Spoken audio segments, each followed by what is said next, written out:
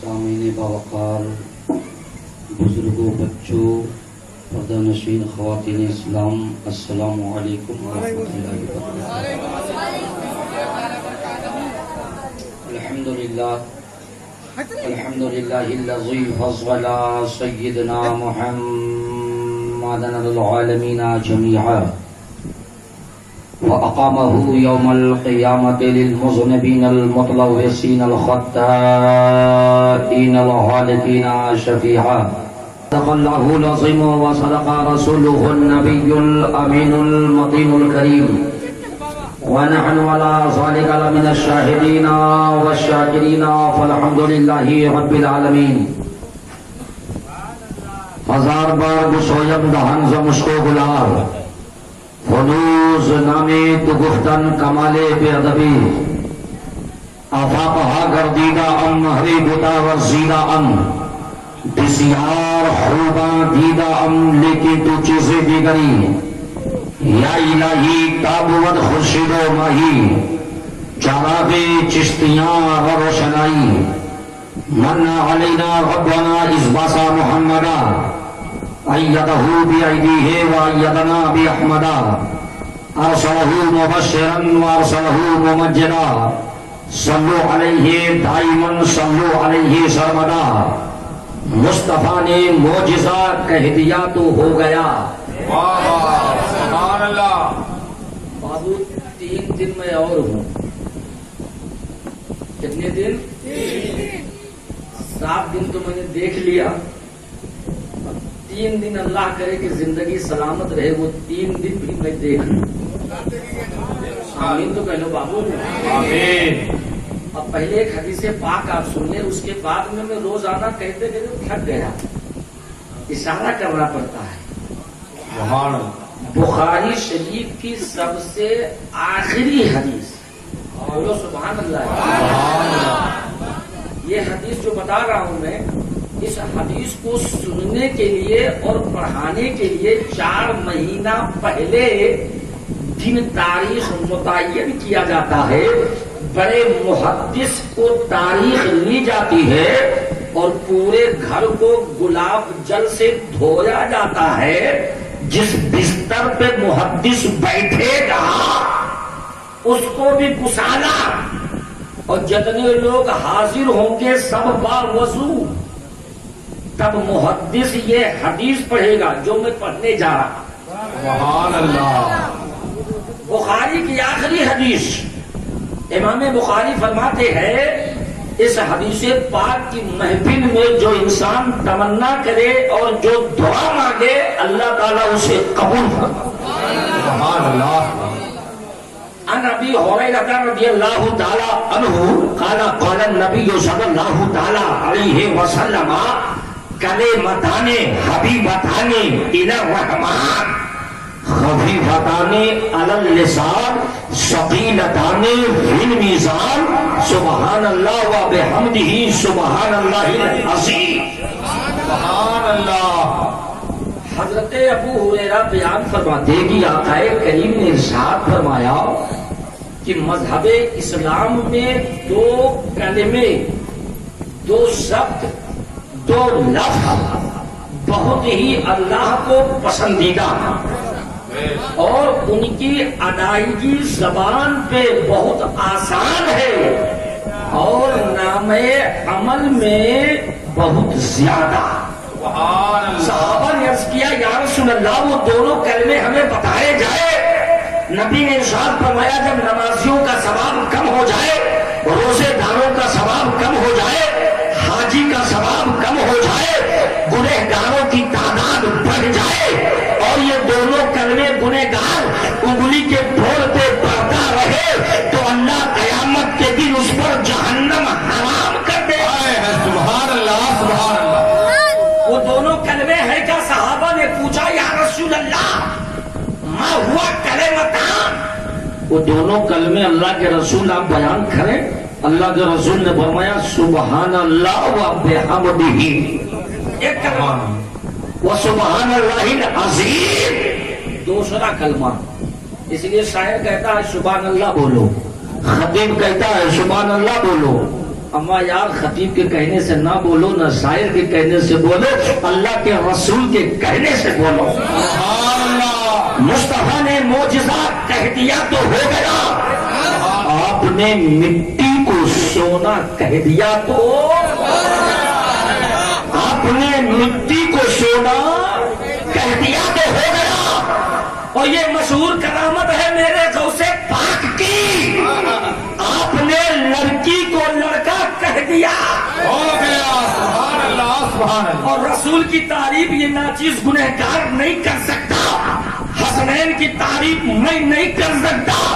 حکیم رضا پکڑا بریلی گیا، سرکار امام اہل سنت شبابہ کنز رحمت غورا سے پہلے موت، امام احمد رضا خواب حسن بریلوی، آپ رسول کی تعریف کرو، حسنین کی تعریف کیا ہے؟ میرے رضا ارشاد فرماتے ہیں ارے میں کیا پوری دنیا رسول کی تعریف نہیں کر سکتا، رب جانے رسول جانے اور دنیا نہیں جان سکتی،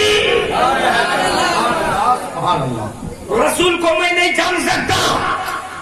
اعلیٰ حضرت فرماتے ہیں رب کے مسیح نازش موسیٰ کہوں تجھے، سبحان اللہ، مسند نشین عرش معلا کہوں تجھے، کعبہ کہوں کہ کعبے کا کعبہ کہوں تجھے، سرور کہوں کہ مالکو مولا کہوں تجھے۔ اللہ حضرت فرماتے ہیں یا رسول اللہ آپ کو سرور کہوں کہ مالکو مولا کہوں، کیا کیا کہوں تجھے؟ اگر کچھ کہتا ہوں تو کچھ چھوٹ جاتا ہے، کچھ کہوں گا تو کچھ چھوٹ جائے گا۔ اعلیٰ حضرت فرماتے ہیں سرور کہوں کہ مالکو مولا کہوں تجھے، باغ خلید کا گلے زیبا کہوں تجھے، لیکن اعلیٰ حضرت فرماتے ہیں نہ میں رسول کی تعریف کر سکتا اور نہ ان کے بچوں کی۔ سبحان اللہ، غلام نے کہا ہے سیدی سرکار اعلیٰ حضرت رسول کی تعریف نہیں کر سکتے نہ کرو، لیکن حسنین کی تو تعریف کرو۔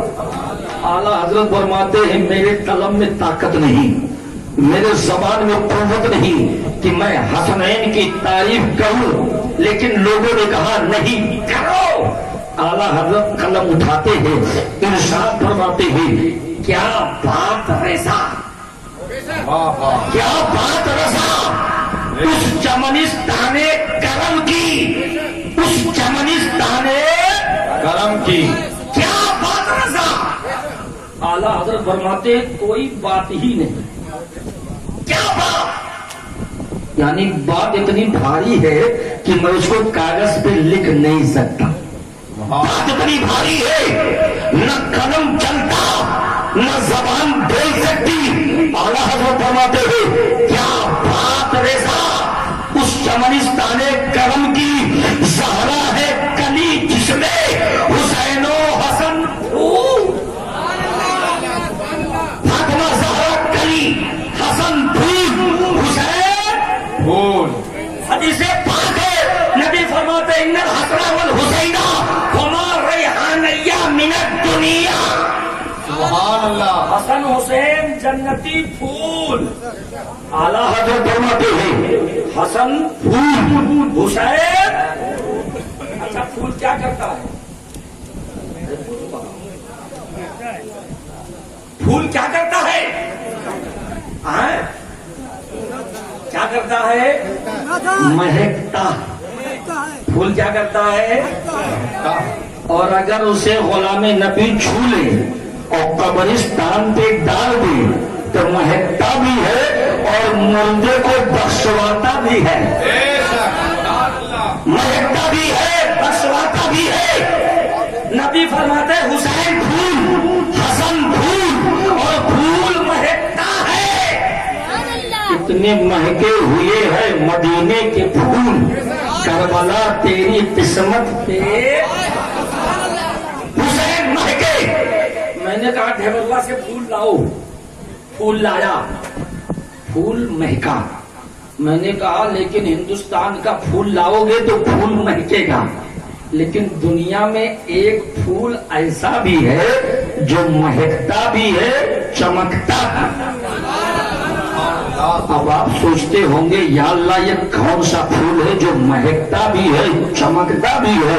میں نے کہا ہندوستان کے کسی کونے سے لاؤ تو مہکے گا چمکے گا نہیں۔ پاکستان کا پھول ہے مہکے گا چمکے گا نہیں۔ بریلی کا پھول ہے مہکے گا چمکے گا نہیں۔ عرب کا پھول ہے مہکے گا چمکے گا نہیں۔ کسی دنیا کے کونے کا پھول لاؤ وہ مہکے گا چمکے گا نہیں۔ غلام نبی نے مچل کے کہا ہاں دنیا میں ایک باغیچہ ایسا ہے اگر اس باغیچے کا پھول لاؤں تو وہ پھول مہکے گا بھی چمکے گا بھی۔ قاری فریاد صاحب نے کہا وہ کون سا باغیچہ ہے؟ میں نے کہا کوئی اور نہیں وہ فاطمہ زہرا کا باغیچہ ہے۔ اس کا پھول لاؤ وہ مہکتا بھی ہے چمکتا بھی ہے۔ سبحان اللہ۔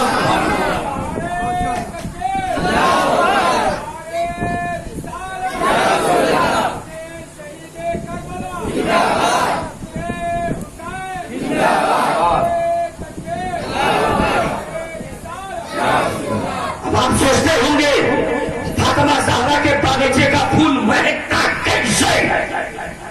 اعلیٰ حضرت فرماتے ہیں زہرا ہے کلی جس میں حسین و حسن پھول، اور کتنے مہکے ہوئے ہیں مدینے کے پھول۔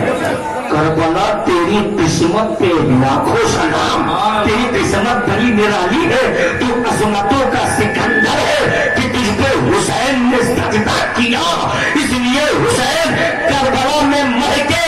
اب وہ پھول چمکتا بھی ہے، اعلیٰ حضرت فرماتے ہیں وہ پھول چمکتا بھی ہے کہ یا رسول اللہ تیری نسل پاک میں ہے بچہ بچہ نور کا، تو ہے عین نور تیرا سب گھرانا۔ سبحان اللہ سبحان اللہ۔ اور نور کیا ہے؟ چمکتا ہے۔ تو اعلیٰ حضرت فرماتے ہیں کہ وہ پھول مہکتا بھی ہے چمکتا بھی ہے۔ اب میں سمجھ گیا حسین اعظم وہ پھول ہے جو کبھی وقت پڑے تو مہکتے ہیں اور کبھی وقت پڑے تو چمکتے ہیں۔ جب غلاموں کو پتہ دینا ہو تو حسین مہکتے ہیں، اور جب کفر کو ہتھیروں کو ختم کرنا ہو تو حسین چمکتے ہیں۔ میں سمجھ گیا حسین اعظم کی ذات وہ ذات ہے کہ کبھی کربلا میں چمکے تو اسلام کا پیغام پیش کیا، مدینہ میں چمکے تو لوگوں کو کلمے طیبہ پڑھایا، مکہ میں چمکے تو بتوں کو پاک کیا۔ پورے دنیا میں آج حسین کا نام زندہ ہے۔ زندہ کی نہیں زندہ؟ آپ کے گاؤں میں کسی کا نام غلام حسین ہے؟ کون ہے؟ اس مجمع میں کوئی غلام حسین ہے؟ لڑکا بمبئی اس کے بعد چھوڑو، مجمع میں کوئی غلام حسین ہے؟ ہاتھ اٹھائے بابو۔ غلام حسن کوئی ہے؟ غلام علی کوئی ہے؟ غلام اکبر کوئی ہے؟ عباس کوئی ہے؟ لیکن آپ پورے گاؤں کا سروے کر لو تو کسی نہ کسی کے گھر میں غلام حسین ضرور ہوگا، غلام حسن ہوگا، غلام اصغر ہوگا، غلام اکبر ہوگا، غلام قاسم ہوگا۔ لیکن روئے زمین کا جائزہ لے لو، چاہے دمشق ہو، چاہے ملک شام ہو، چاہے بصرہ ہو، چاہے کوفہ ہو، چاہے عراق ہو، چاہے ایران ہو، چاہے مدینہ ہو، چاہے مکہ ہو، چاہے ہند و پاک ہو، کوئی غلام یزید نہیں ہے۔ میں نے کہا قاری صاحب آپ کے بچہ پیدا ہوا ہے، 1000 مجھ سے مہینہ میں لیتے رہو، اس بچے کا نام غلام یزید رکھ دو۔ قاری صاحب نے کہا میں جیتے جی مر جاؤں گا چلے گا، لیکن میرے بچے کا نام غلام یزید نہیں ہوگا۔ میرا بیٹا حسینی ہے، اس کا باپ حسینی ہے، اس کا دادا حسینی ہے، اس کی نسل بادا نسل کرنن بادا کرنن سارے خاندان حسینی ہے۔ نہ میرا دادا یزیدی تھا، نہ میں یزیدی ہوں، اور نہ قیامت تک ہماری نسل یزیدی ہو۔ سبحان اللہ۔ یہ کوئی غلام یزید نام رکھنے کو تیار نہیں ہے، اس لیے کہ یزید مر گیا، زندہ میرا امام ہے. حسین کل بھی زندہ تھے، حسین آج بھی زندہ ہے. حسین کی زندگی دیکھنا ہے تو آؤ مدینے والوں سے پوچھیں. مدینے والے مورخ حضرت ابو سعید خدری بیان کرتے ہوئے، کل میں نے ذکر کیا تھا امیر معاویہ رضی اللہ تعالی عنہ نے جب 20 سال حاکم رہے اور 20 سال خلیفہ رہے تو خلافت کے جب آخری دور چلے سن 7 ہجری کی بات ہے تو یزید بڑا نیک آدمی تھا، یزید بہت اچھا آدمی تھا. امیر معاویہ صحابی رسول، یزید آیا کہا میرے بابا، اے میرے ابا، آپ کے بعد خلیفہ کون ہوگا؟ امیر معاویہ نے کہا میرے بیٹے خلیفہ تو تو ہی ہوگا، لیکن جب امام حسین سن شعور کو پہنچ جائے تو خلافت ان کے حوالے کر دینا اور سب سے پہلے کوئی کام کرنا تو مشورہ امام حسین سے ضرور لینا، پہلے انہیں کھلانا تم بعد میں کھانا، ہر کام میں پہلے انہیں مقدم کرنا، اس لیے کہ خلافت ان کے خاندان کی جاگیر ہے، یہ ہماری کچھ نہیں ہے. یزید نے کہا ٹھیک ہے بابا، اس ساری شرطوں کو منظور کر لیا. حضرت امیر معاویہ کا جب وصال ہو گیا، یزید دستور کے مطابق، وصیت کے مطابق تخت خلافت پر بیٹھا. سن 7 ہجری کی بات ہے. یہ شہر دمشق، کہاں؟ دمشق یہ راجدھانی ہے ملک شام کی. آج اس کو سیریا کہا جاتا ہے، وہ ملک شام جس کو سیریا کہتے ہیں، اور دمشق اس کی راجدھانی ہے. عراق سے کچھ دوری پر ہے. بصرہ شہر عراق اور دمشق کے درمیان بصرہ شہر. یزید تخت پر جب بیٹھا اس نے سارے شہروں میں خط لکھ کر پہنچا دیا، میں خلیفہ، میری خلافت سب تسلیم کریں. ملک دمشق شام کے تمام لوگوں نے اس کو خلیفہ مانا اور گرد و نواح علاقے کے لوگوں نے خلیفہ مانا، لیکن کوفہ کے تقریباً 92,000 لوگوں نے اسے خلیفہ نہیں مانا. امام حسین کو خلیفہ ماننا چاہتے تھے، اس لیے کہ شہر کوفہ یہ مولا علی کے محبت کی نشان ہے. سن 16 ہجری یا 17 ہجری میں شہر کوفہ کو بسایا گیا، اور بسانے والے کوئی اور نہیں جنتی صحابی ہیں جن کا نام سعد ابن ابی وقاص، اور انہی کا بیٹا عمر جو سعد ہے جنتی، انہی کا بیٹا عمر جو امام حسین کو کربلا میں شہید کرتا ہے، وہ جنتی صحابی کا بیٹا عمر، چونکہ سعد نے شہر کوفہ بسایا اور علی سے وہ لوگ بڑی محبت کرتے تھے. یزید کو لوگوں نے اپنا خلیفہ مانا لیکن کوفہ والوں نے خلیفہ نہیں مانا. مدینہ میں کچھ لوگوں نے مانا، مکہ میں 75% لوگوں نے یزید کو اپنا خلیفہ مانا.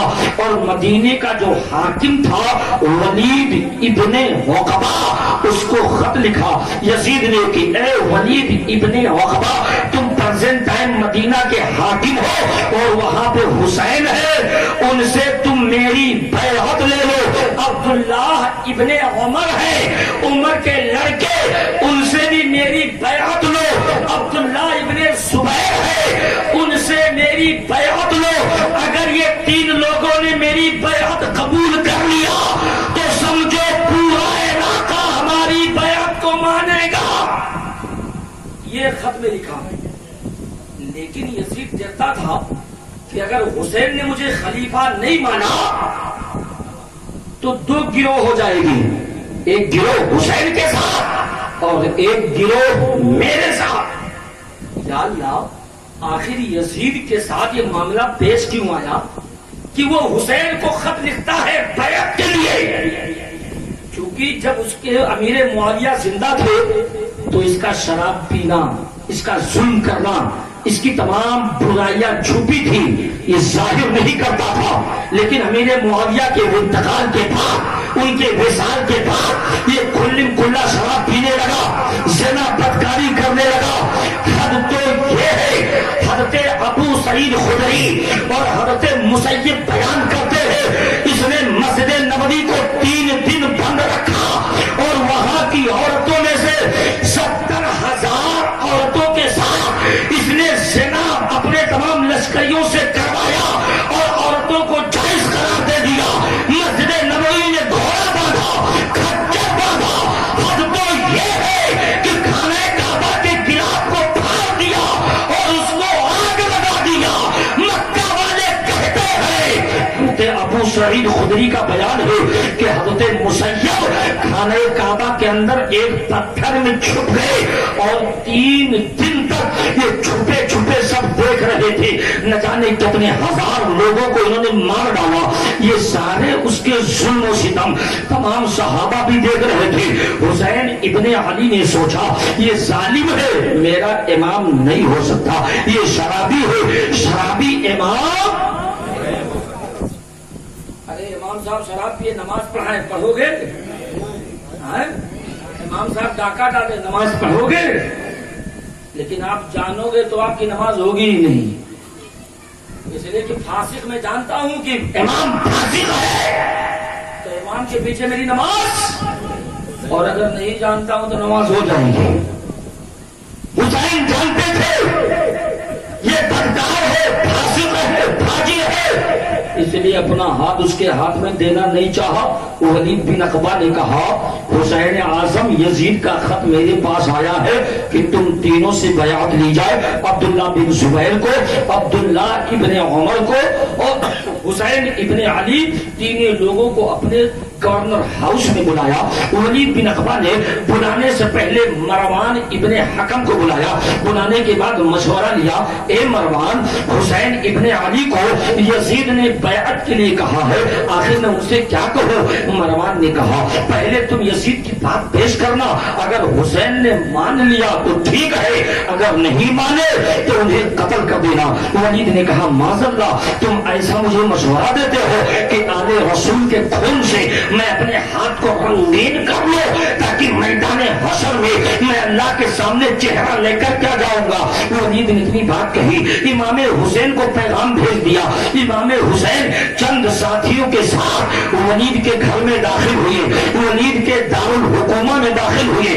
امام حسین اندر گئے اور ساتھیوں سے کہا تم لوگ باہر کھڑے ہو جاؤ۔ تمام ساتھی باہر کھڑے ہیں۔ امام حسین نے کہا اگر اندر آواز بلند ہونے لگے تو تم لوگ بھی اندر آ جانا، اگر آواز بلند نہ ہو تو تم لوگ باہر ہی کھڑے رہنا۔ امام حسین اندر گئے۔ ولید ابن عقبہ نے بڑے ادب و احترام سے امام حسین کو بٹھایا۔ بٹھانے کے بعد کہا سرکار آپ کے بابا کا میں غلام تھا، آپ کے نانا کا میں غلام تھا، میری ایک عریضہ